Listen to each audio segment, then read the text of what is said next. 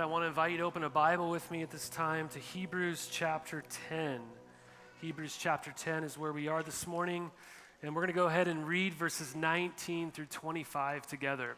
So you want to open up a Bible and leave that open in front of you during the remainder of our time. It says, "Therefore, brothers, since we have confidence to enter the holy places by the blood of Jesus, by the new and living way that he opened for us through the curtain, that is through his flesh.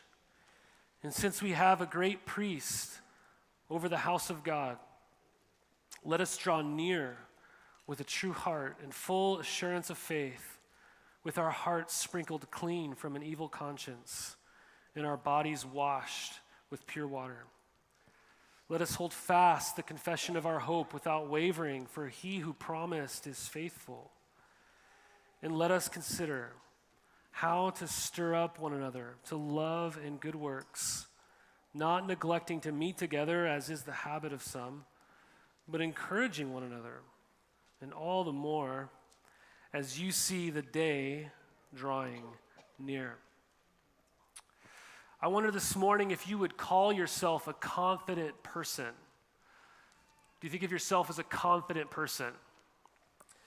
I just got back last night from visiting my family in Montana, and I was raised in Montana. I left Montana when I was 19 years old, and so all of my memories are from being a kid. And so it's interesting to visit. I don't visit a lot, so when I have visited, and this visit in particular, this kind of was in my face the whole time. We drive around, we see different people, we see old places, and this visit, for some reason, I just became so keenly aware that as a child, I was just controlled by fear. Just like fear, like consumed my life in some ways. So even as a kid, I'm sitting there thinking this week, man, I lacked confidence as a kid. And to be vulnerable with you this morning, naturally to this day, I'm a person who lacks confidence in myself. You know, I don't feel like a confident person. Maybe that's you. Maybe you're like that. So if you're like that, maybe I want you to picture somebody in your mind that is a confident person. Can you think of a confident person? I don't mean like an arrogant person, you know, like there's those kind of confident people, but I mean like a good type of confident person. Do you know people like that in your life? You know anybody like that? When I think of confident people, I think of a man named John Chrysostom. He pastored in Constantinople, so what is now modern-day Istanbul, Turkey, in the late 300s. That's right, I said 300s. Right? So he's an old guy. Don't think he's alive anymore. But he was called the Golden Mouth because he was like this famous preacher. And it was not popular to be a Christian during that time. In fact, the Roman emperor threatened him to banish him, actually, from where he was living if he did not renounce his faith. If he didn't turn from being a Christian and say, I won't be a Christian anymore, he said, you're going to be banished. And this is what he said to the most powerful person in the world at that time, this emperor.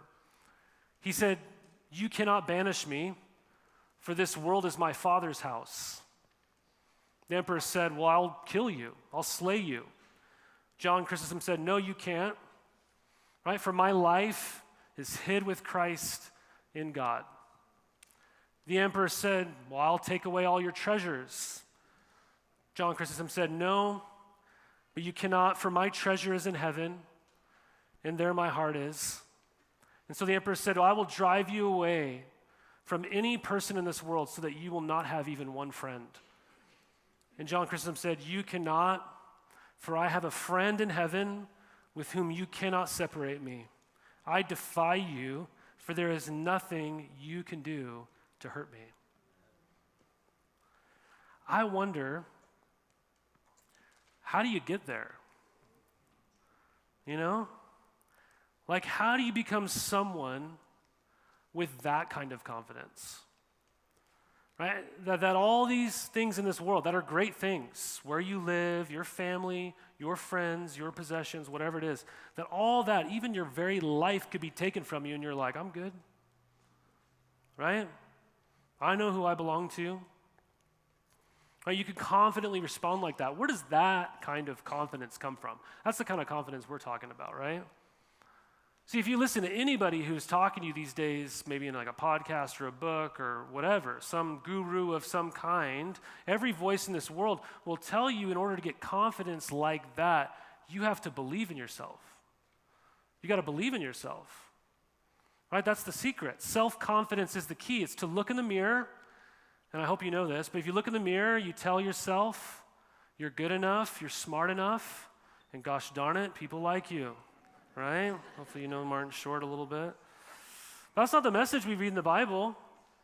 Right? The key to that kind of confidence that we see in someone like John Chrysostom does not come from within.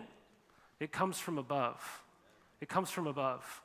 And what I want us to understand as a church during this time, as we're looking at these really important key New Testament texts over the next couple of weeks, what I want us to understand is as a church, our confidence is only ever, as a church, it's only in Christ.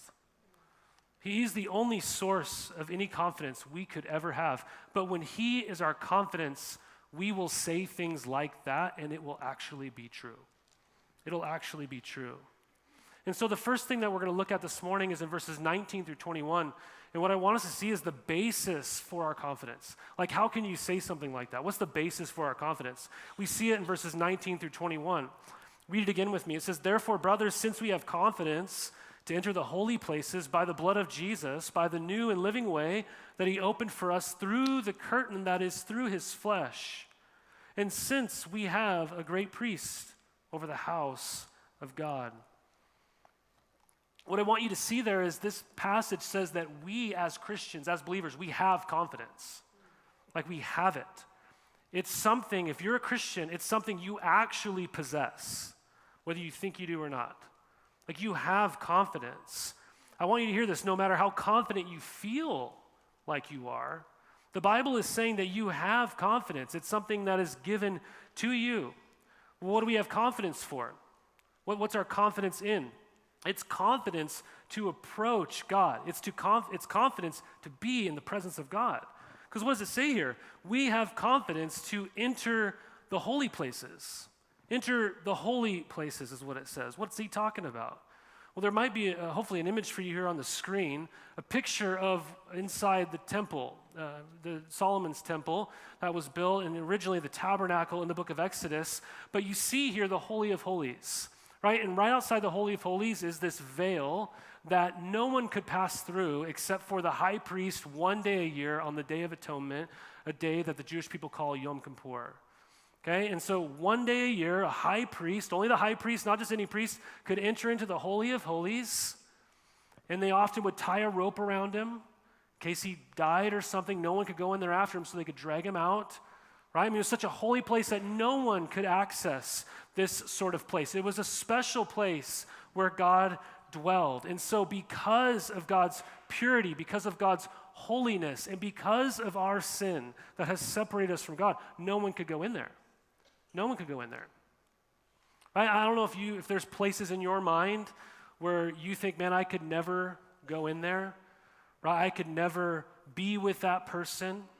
Right, there are certain things in this world that you're like, I don't have access to that. Like, you can't just go to your favorite concert and just go show up in the green room to your favorite artist and just want to hang out with them, can you? Right? You don't get to do that. You don't get to go see your favorite, team play and just go into the locker room or whatever and just hang out with the boys or the girls or whatever it is, right? You don't get to do that. Right? There's certain celebrity. You don't just get to drive by someone's house and just waltz in. There's so many places in this world where you and I don't have access to. Just recently, I guess it was in October, my family and I were staying in Coronado. And if you probably know Coronado's like known for being a military place. It's a naval base is right there, a prominent one.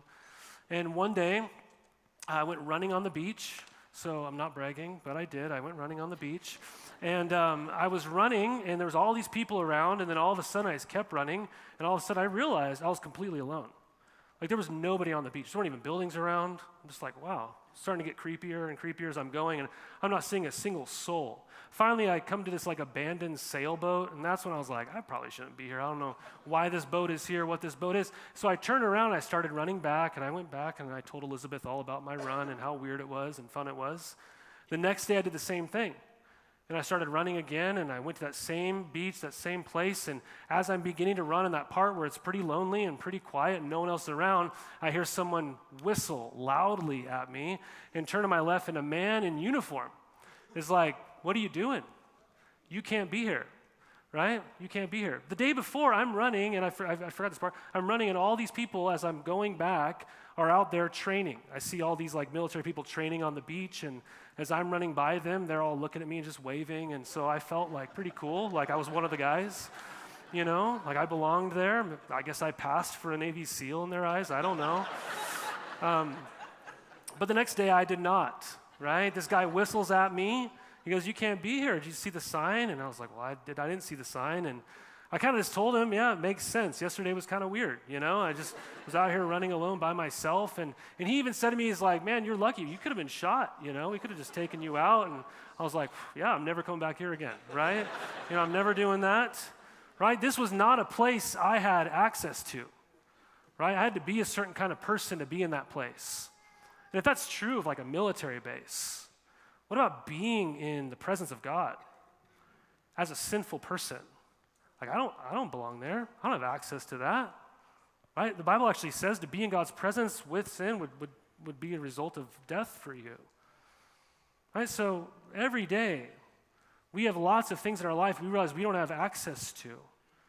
And especially when we think about God, we think about that veil that's God's presence remains behind in the Old Testament.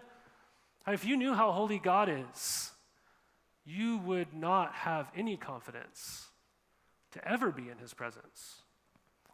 See, the Bible is telling us that we did not have access. God is too holy, but now we have confidence to walk in to the place that you could never have confidently entered before. Right? If you are a true Christian, you can enter that place now, not sheepishly, right? Not groveling, but confidently. Why?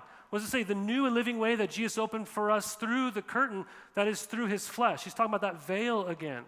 There's a whole new way that has been made for us through Jesus' death on the cross. We now have full access, and we have Jesus as our advocate. And so verse 21 says, since we have a great high priest over the household of God, we have confidence because we have access through Jesus. And we have Jesus as our daily advocate vouching for us. Not just like when you go anywhere that you're not supposed to be, but you know someone who belongs there. And they go, "Oh, they're with me." Right? Like we have an advocate. We have a priest over the house of God. We have confidence now to be in God's presence because we have Jesus. And only because we have Jesus. How do you know this is true? Well, in the chapter right before this, Hebrews chapter 9, we read these powerful words. It says, "For Christ has entered, not into the holy places made with hands, not into that temple image that we just saw, which are copies of true things," referring to heaven. It says in verse 24, "He has entered into heaven itself, and he now appears in the presence of God on our behalf. Nor was it to offer himself repeatedly as the high priest enters the holy places every year with blood that's not his own. For then he would have had to suffer repeatedly since the foundation of the world. But as it is, Jesus has appeared once for all, at the end of the ages, to do what? To put away sin by the sacrifice of not another animal, not another sinful human being, of himself, the Son of God, the Savior of the world, by the sacrifice of himself. And just as it is appointed for man to die once, and after that comes judgment, so Christ, having been offered once to bear the sins of many, will appear a second time, not to deal with sin, but to save those who are eagerly waiting for him." This is why the verse right before the one we started with today says, "Where there is forgiveness of these, there no longer remains any offering for sin." What's happening here? Jesus sacrificed his holy, perfect, sinless life as an offering for our sin. And because his sacrifice was sufficient to pay for all the sin of God's people for all time, there no longer remains anything that you can do. There's nothing that you can do that could make you more confident, that could give you greater confidence before God. Right? There is no more sin to pay for. It's been totally paid for. If you tried to pay for it, it would just be sent back to you. It's like, oh, it's already been paid for. Right? You don't need to give that. Right? This is why you could argue that the most important words ever spoken were uttered by Jesus as he hung on the cross on Good Friday when he cried out, "It is finished." And we're told the foundation of the earth shook and that veil was torn in two.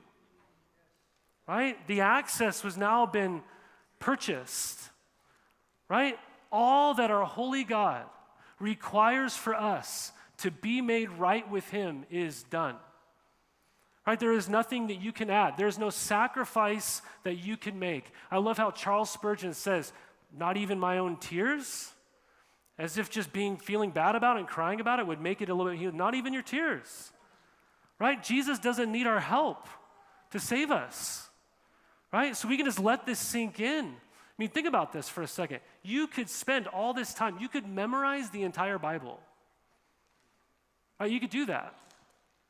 Right? You could share the gospel with every single person in your city. You could do that.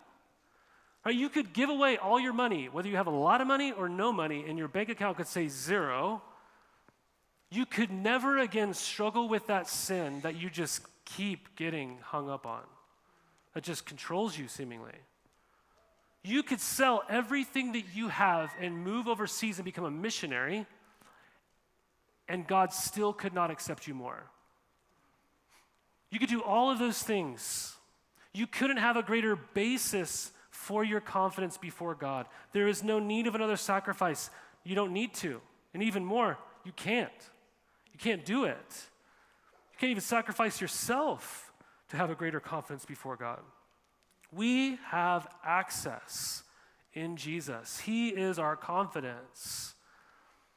Now, the problem is that if you're anything like me, we forget this all the time.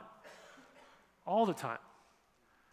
And so what the author here does is he moves to the second part of the passage, and what he says, he goes, this is our confidence, and in light of that being our confidence, let's live in this way as God's people, as his church.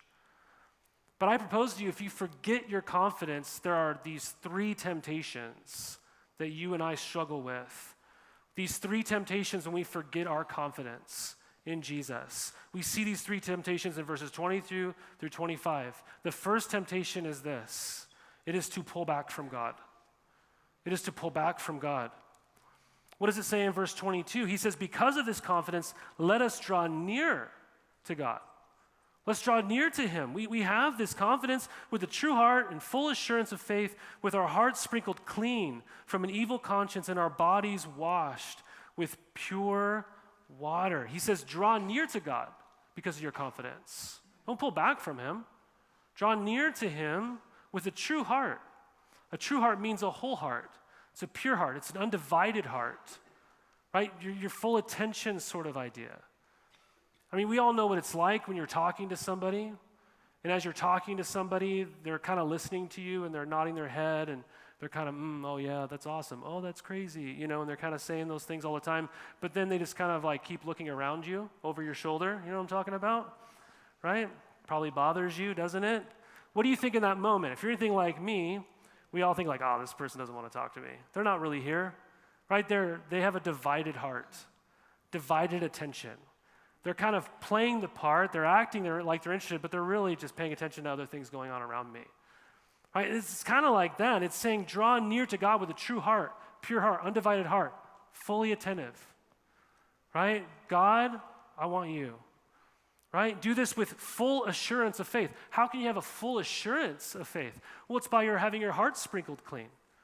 Because of our sin, right? We were separated from God. But what does it say? Our hearts have been sprinkled clean from an evil conscience.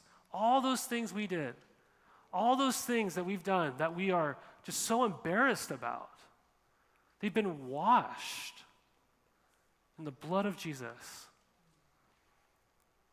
I have this assurance before God. I can draw near to him because my heart has been sprinkled clean. And then what does it mean here? Our bodies washed with pure water. It's talking about how conversion works. how you become a Christian. It's saying you first have your heart sprinkled clean, you first have your sins forgiven, but then you go through those waters of baptism. That doesn't save you, but the body's being washed with water is symbolic that you are going public in your faith and saying, this is what God has done in the places that you can't see. But I want you to see it. I want you to know who I belong to. I want you to know what he's done for me. I want you to know who I am. All right, we have this full assurance in our profession of faith. Because of our confidence, we are to draw near to God, but the temptation is, if we forget that confidence, if our confidence becomes more about ourselves than Jesus alone, oh, you're going to pull back. You're going to pull back. I mean, imagine receiving a backstage pass to whoever your favorite concert is, right? You just think of your favorite musical artist. I don't know who that is for you. We all like different people. For someone like me, I don't know if I got like a backstage pass to go see like Gregory Alan Isakov or somebody like that. That would be like amazing. I would go. I would be so excited about that, right? But if it's a backstage pass for Nickelback or something, I'm probably not going to the concert, Sorry if you like Nickelback. Maybe a lot of Nickelback fans in here. I don't know. Right? There's a lot of reasons why we might not draw near. We might not draw near to God. Maybe it's because we don't particularly care for the band. Right? Maybe we don't respond to the invitation of God because we don't value the one who has invited us. Maybe we're unimpressed with God. So the idea of drawing near to God is just like, I don't know, take it or leave it. Are there other things that are more important to us maybe? Or we don't really see our need for him. Right? Maybe for you in your life right now, you're like, things are pretty good. I don't know. When I need help, then I'll draw near. Right? So perhaps we fail to draw near because we have a pretty low view of God. But I think the more pressing issue here the author is making is the reason we often pull back from God and we don't draw near is because of our own insecurity. It's because of our own unworthiness. Right? If I use the pass and I go backstage, right, will they reject me? Right? I don't belong here. Are they going to kick me out? Are they going to ignore me? Am I going to be embarrassed? But the whole point is like if my confidence is in me, if it's in myself, then the temptation is to pull back from God. Right? Because I'm just like, I don't know if I should be here. But this is exactly the kind of thing we need not fear if we approach God through Christ. We have a confidence. So what does this mean to draw near to God? Well, for ancient Israel, it would mean actually going to the temple, right? And so in some sense, as Christians living in this day and age, this time, you could say drawing near to God would look like drawing near to God's people. It'd be like drawing near to the faith family that you're a part of, your church family. In a real sense, that would be a good application because we know that God's Spirit doesn't dwell behind that curtain anymore. He's chosen to send his Spirit to dwell in his people. If you're a Christian, to dwell inside of you. So if you're to draw near to God, it in one sense would mean drawing near to his people because he lives in his people. Right? But ultimately, to draw near to God is just to invite him into every situation in your life. As you think of him, to press in, to talk to him, right? It's treating God as God in everything that you do. It's listening to him in his word. It's crying out to him in prayer. It's singing his praise. He's invited us into this intimate relationship with him, to spend time with him, to delight in him. To draw near to God is to invite him into every place of your life, every moment of your day. It's not to avoid him or ignore him or pull back, but to acknowledge he's here with me. The second temptation, though, is not just to draw back from God. The second temptation is to let go of our hope. The second temptation is to let go of our hope. What does it say in verse 23? If I forget my confidence, I'm going to let go of my hope. Because what does he say? Let us hold fast the confession of our hope without wavering, for he who promised is faithful. This second temptation we face when we forget our confidence is to eventually let go of our hope we have in Jesus and move on to something that we think is better. We think just something else that's more readily available, or maybe just something else that's different I don't know. Professor William Marston was at New York University, and he did this massive study. He polled 3,000 people, and he simply asked them this question: what have you to live for? What have you to live for? And he was shocked to discover that 94% of people answered by saying they were simply enduring their present with hope that things would get better. I'm not living for whatever I have now, I'm living for what I don't have yet, is kind of the idea. They were all waiting for something to happen. They were all waiting for next year. They were all waiting for a better time to come. They were all waiting for someone to come into their life or someone even to pass away. They were waiting for tomorrow. And this is why that famous line in that poem by Alexander Pope reads, "Hope springs eternal in the human breast. Man never is, but always to be blessed." You have this hope inside of you that just never stops, does it? Right? We're hope-shaped people. But we also live with this sense of like, I'm not blessed now, but I hope to be someday. Right? No matter who you are, if you're a Christian or not a Christian, we all live with this longing, this hope. And the book of Hebrews is warning his audience throughout the book about this temptation to let go of the hope that they actually have in Jesus. This is exactly what those pressuring this ancient church were trying to get them to do. And there's many times in your life too that people are going to pressure you, or the troubles of this world are going to come, and you are going to be tempted to let go of this hope that feels maybe so certain today in a certain moment, and one day the shine kind of wears off. And you're like, I don't know, the delay here is just a little bit longer than I had been hoping for. Right? The delay. And so what does he say though? Let us hold fast. Let's white-knuckle grip this hope. Let's resolve not to move on from Jesus, who is our hope. Why? What does it say? Because he who promised is faithful. He writes, when that hope that you've been clinging to, that one day Jesus will return and your faith will be made sight and heaven will be your only reality. It will be your home. When that hope is losing its shine, when it feels like it's taking too long and you're growing impatient and you're beginning to wonder, is it all really worth it? What does the author say? Think about God's faithfulness. Think about the promises that he's made and the promises that he's kept to you. He is the great promise keeper. I mean, he's made over 7,000 promises in the Bible to his people, and he's never not kept one of them. In fact, thousands of them he's already kept in really sure ways that you can look at and go, oh, he did it.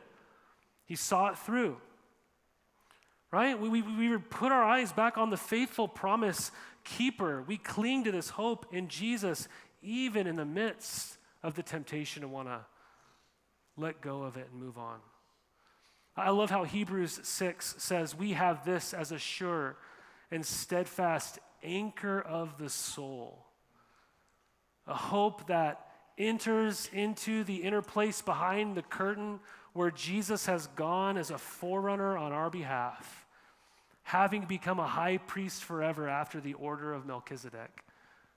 Melchizedek is this like heavenly priest that appears kind of at random in Abraham's story in Genesis.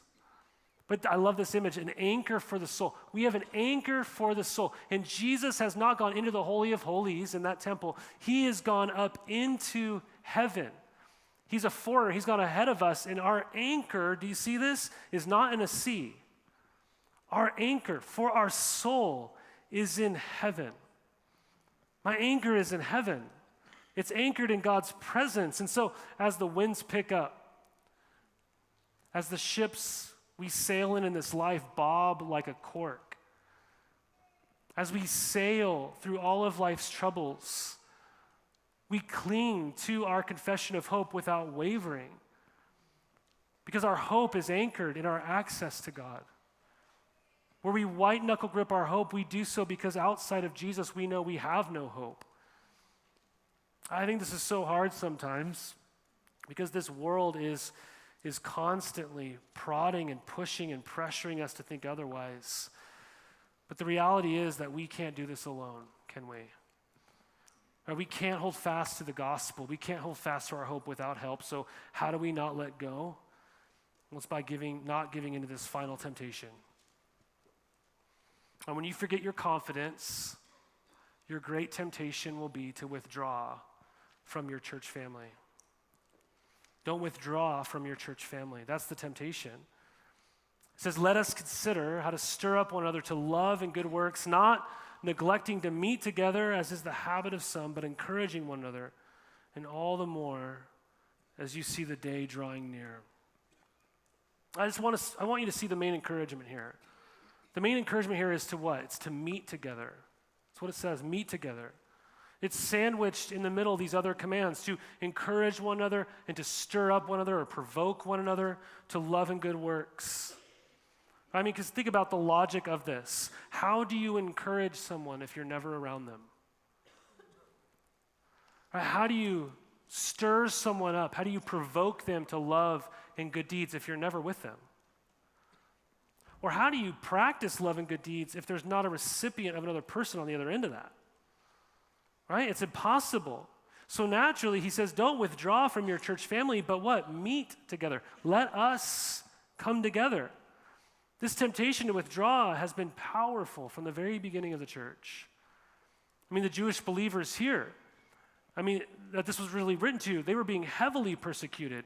Nero was in power during this time, and he had unleashed this state-sponsored persecution of Christians living in AD 64, which is around when this document was dated. So it made sense why these believers were neglecting to meet together, right? Because they could have died for meeting together. If you gather with other Christians for church, for worship, and it's illegal to be a Christian, this could mean the end of your life, right? So it makes sense why it would be challenging for them. But even they are encouraged to meet, even if it means death for them. I mean, there are persecuted believers gathering all around this world today on Sunday morning in their own version of Sunday morning, whatever time zone they're in, right? And they're being persecuted for their faith.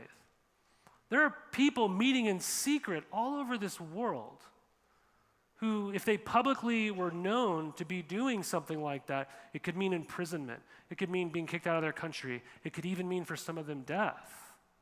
And they're still choosing to meet together.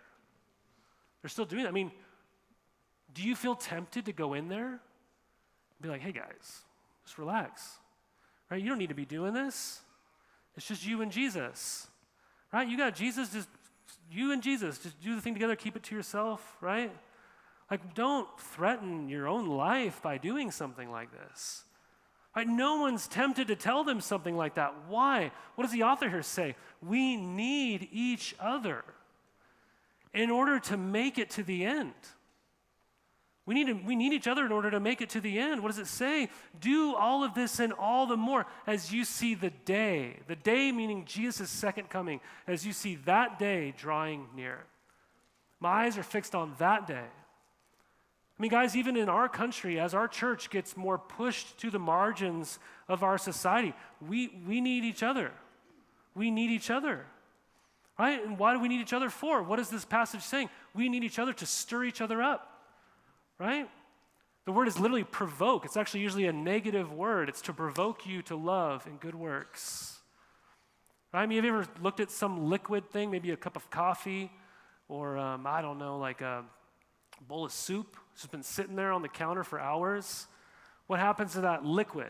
It gets that like hard surface to it. You're never tempted to walk over there and just dig your spoon in, right, and start eating whatever is hardened on top. Right? That's disgusting. You're not going to do that. You all know you need to stir it up, right? The implication is if I'm not with other believers, my soul just kind of settles. I need it to be stirred up, right?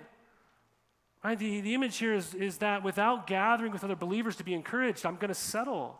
I'm going to sit. I need my heart to be encouraged because there are going to be so many days where I'm like, I don't know, I'm going to keep going.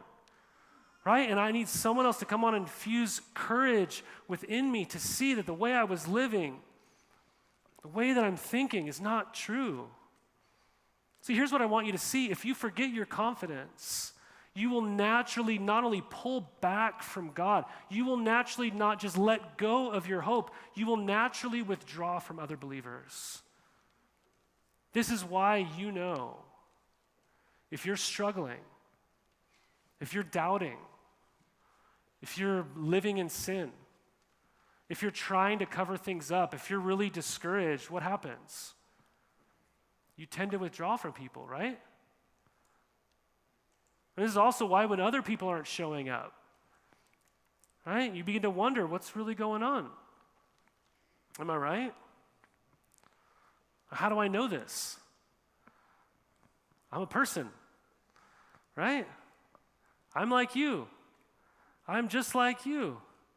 I mean, the great temptation for all of us when we try and find our confidence in ourselves when we're not doing well, right, is to withdraw from people, but it's the people we're drawing from that would encourage us the most.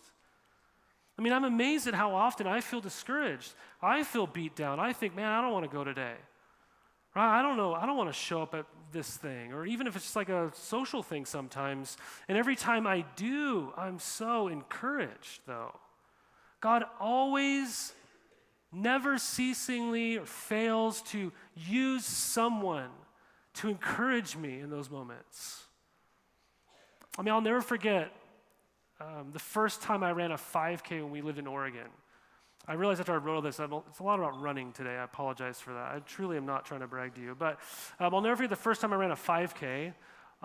This is how I know I'm not bragging, because I had to train for it for months, okay? It was only 3 miles, and I trained a long time. But it was a triathlon, and me and some friends who were pastors on staff with me, we were training to run in this thing that was raising money for this pregnancy resource center.